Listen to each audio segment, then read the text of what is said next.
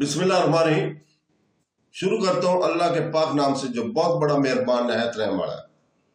السلام علیکم بہنوں بھائیوں دوستوں اور بزرگوں۔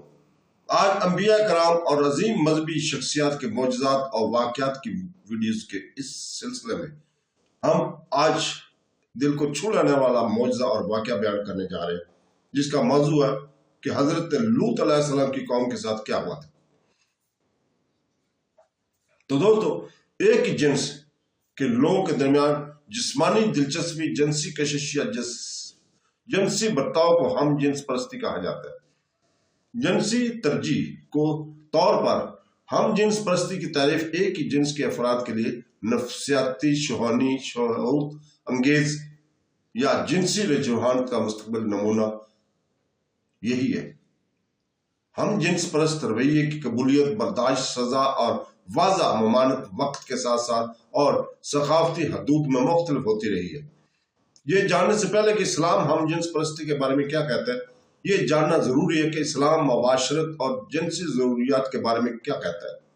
اسلام وہ واحد مذہب ہے جس کا ہر قاعدہ اور اصول اخلاق، اقلیت اور انسانیت حق میں ہے۔ اسلام نے ماں اور باپ دونوں کی توجہ کے ساتھ اچھے ماحول میں بچے کی اچھی پرورش اور پرورش پر بہت زور دیا ہے۔ خاندان صرف صحیح طریقے سے تشکیل پا سکتے ہیں اور خاندان صرف اسی وقت صحیح راستے پر چل سکتے ہیں جب وہ دو مخالف جنس اپنی ذمہ داری کے مالک ہوں۔ نر اور مادہ کو مختلف طریقے سے ڈیزائن کیا گیا اور زندگی چلانے کے لیے دونوں کو ایک دوسرے کی ضرورت ہے۔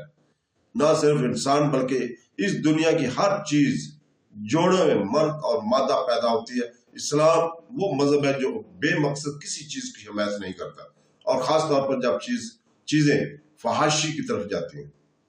جب ہم بحیثیت انسان کسی بھی چیز کی حمایت کرتے ہیں تو اس کا کوئی نہ کوئی مقصد ضرور ہوتا ہے۔ انسانوں کو دماغ میں نوازا جاتا ہے جو بتاتا ہے کہ انسان بغیر سوچے سمجھے کوئی بھی کام نہیں کر سکتا۔ اسی لیے انسانوں کو سوچنا چاہیے کہ وہ جو بھی قدم اٹھانے جا رہے ہیں اس کا کوئی مقصد ہے یا ان کے قدم اخلاقی معیارات سے جڑا ہوا ہو۔ تو دوستو، جہاں تک ہم جنس پرستی کا تعلق ہے تو جانور بھی جن میں سوچنے سمجھنے کی صلاحیت نہیں ہے بھی جنسی خواہشات کی تکمیل کے ہم جنس کے پاس نہیں جا سکتے۔ جب کوئی عقل یا منطق اس عمل کے تائید نہیں کرتی تو انسان ہم جنس کے پاس کیسے جا سکتا ہے؟ قرآن شریف نے اللہ کے بندے حضرت لوط علیہ السلام کے سوال کا بھی ذکر کیا ہے۔ تو دوستو، اللہ فرماتا ہے، اور یاد ہے جب لوط نے ڈانٹا، اس کے لوگ کہہ رہے ہیں کہ کیا تم ایسا شرمناک کام کرتے ہو جو پہلے کسی انسان نے نہیں کیا۔ سورہ شعراء میں بھی اللہ تعالیٰ نے یہ سوال کر کے انسانیت کو ہلا کر رکھ دیا ہے۔ اس میں اللہ تعالیٰ فرماتا ہے، تم کیوں ساتھی مردوں کو خواہش رکھتے ہو؟ لوط کی قوم سب سے پہلے ہم جنس پرستی کا سامنا کرنے والے تھے۔ صدوم سے پہلے انسانی تاریخ میں کبھی کسی نے ایسا نہیں کیا تھا۔ اس کمیونٹی نے مسلسل اس شرمناک طرز عمل کو قبول کیا اور اس میں حصہ لیا۔ وہ کھلے عام ان غیر اخلاقی سرگرمیوں میں ملوث تھے، اس کے بارے میں دو ٹوک بات کرتے ہیں اور اپنے طرز عمل پر ناقابل یقین حد تک فخر کرتے تھے۔ تو دوستو، نبوت اور اپنی ذمہ داری کو قبول کرنے کے بعد حضرت لوط علیہ السلام جلدی سے صدوم چلے گئے اور اپنے ہم وطنوں کے اسلام قبول کرنے کا منصوبہ بنانا شروع کیا۔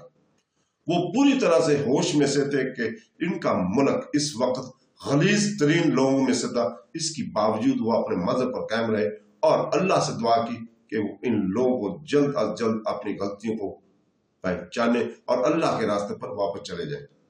حضرت لوط علیہ السلام کو ابراہیم کی قریبی برادریوں میں سے ایک کے پاس قاصد کے طور پر بھیجا گیا تھا۔ اس قوم کے لوگ، جیسے کہ قرآن ہمیں بتاتا ہے، اس وقت تک دنیا سے ناواقف، ایک ہی بے حیائی اور عمل پر آتے یعنی بدکاری۔ انہوں نے لوط علیہ السلام کو جھٹلایا، ان کی نبوت کو نظر انداز کیا اور اپنی بے حیائی کو جاری رکھا۔ حالانکہ حضرت لوط علیہ السلام نے انہیں باز آنے کی تنبیہ کی تھی اور اللہ تعالیٰ کی تنبیہ ان تک پہنچائی تھی، پھر بھی لوگوں نے اللہ کے پیغام کی طرف کان نہ لگایا۔ تو دوستو، پھر حضرت لوط علیہ السلام نے ہم جنس پرستی کا مسئلہ اٹھایا اور انہیں بتایا کہ یہ ایک غیر اخلاقی سلوک ہے۔ ان بیویوں کو چھوڑنا جو تمہارے رب نے تمہارے لیے پیدا کی ہیں، در حقیقت تم فاسق ہو۔ تو دوستو حضرت لوط علیہ السلام پریشان ہو گئے۔ صدوم میں ایک بھی فرد نے مدت سالوں تک رسائی کے باوجود اسلام قبول نہ کیا۔ صدوم میں مسلمانوں کا صرف ایک گھر تھا اور اس کے ہر باشندے مسلمان نہیں تھے، جبکہ لوط علیہ السلام کی بیٹیاں اپنے عقیدے میں وفادار رہیں، ان کی بیوی کافر ہونے پر قائم رہی۔ آخرکار حضرت لوط علیہ السلام نے دعا کی کے لیے ہاتھ اٹھائے اور کہا، اے میرے رب، فساد کرنے والوں کے خلاف میری مدد فرما۔ اے میرے رب، مجھے اور میرے گھر والوں کو ان کے اعمال سے بچا۔ اللہ تعالیٰ نے 3 فرشتے بھیجے، جن میں فرشتے جبرائیل بھی شامل تھے۔ جوان خوبصورت مردوں کے بیس میں مرد گھر میں داخل ہوئے اور لوط کی بیوی جو ایک کافر تھی، انہوں نے ان کے ساتھ ساتھ اپنے شوہر کو بھی دیکھا۔ اس نے جلدی سے قصبے کے مردوں کو، گاؤں کے مردوں کو آگاہ کیا کہ لوط اپنے گھر میں 3 خوبصورت نوجوانوں کی میزبانی کر رہا ہے۔ خوشخبری سن کر قوم کے لوگ آہستہ آہستہ لوط کے گھر کے باہر جمع ہونے لگ گئے اور ان کے دروازے پر دستک دینے لگے۔ مردوں کو مارنے کے بعد فرشتہ جبرائیل لوط کے گھر سے باہر نکلا اور تمام مردوں کی بینائی ختم ہو گئی۔ وہ لوگ چیختے حیران اور غصے سے بولے، یہ کون سا جادو ہے جس نے واقعی ہمیں چھو لیا؟ اس کا ماخذ کیا؟ اے لوط، تم اس کے ذمہ دار ہو۔ کل تم دیکھو گے کہ ہم تمہارے ساتھ کیا کرتے ہیں۔ اندھے پھر اپنے گھروں کو واپس چلے گئے اور اگلے دن لوط کی تباہی کا منصوبہ بنانے لگے۔ فرشتے نے کہا، اے لوط، ہم تیرے رب کے بھیجے ہوئے ہیں، وہ تم تک ہرگز نہیں پہنچے گے، لہذا اپنے گھر والوں کے ساتھ رات کے کچھ حصے میں نکلو اور تم میں سے کوئی پیچھے مڑ کر نہ دیکھے سوائے تمہاری بیوی کے۔ یقیناً وہ اس چیز کی زد میں آ جائے گی جو ان کے پہنچے گی۔ کیا ان کی صبح کا وقت قریب نہیں ہے؟ صبح ہوتے ہی شہر بھر میں ایک زوردار چیخنے والی چیخ گونجی، جس کی شہریوں کو شدت دہشت اور سے بھر دیا۔ اس کے بعد ملک کو جبرائیل علیہ السلام کے بازو کے نیچے سے نکالا گیا، ہوا میں بلند کیا گیا، جھکایا گیا اور زمین کو ٹکرا دیا گیا۔ اس کے بعد صدوم کے باشندوں کو مٹی کے سخت پتھروں سے مارا گیا جو آسمان سے گرے تھے، مطلب کہ زمین کو الٹ دیا گیا۔ حضرت لوط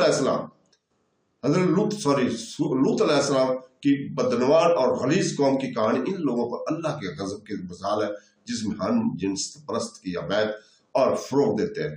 اس سے کوئی فرق نہیں پڑتا ہے کہ دنیا غلط کتنی ہی آگے بڑھے، غلط ہی رہے گی اور صحیح ہی رہے گا۔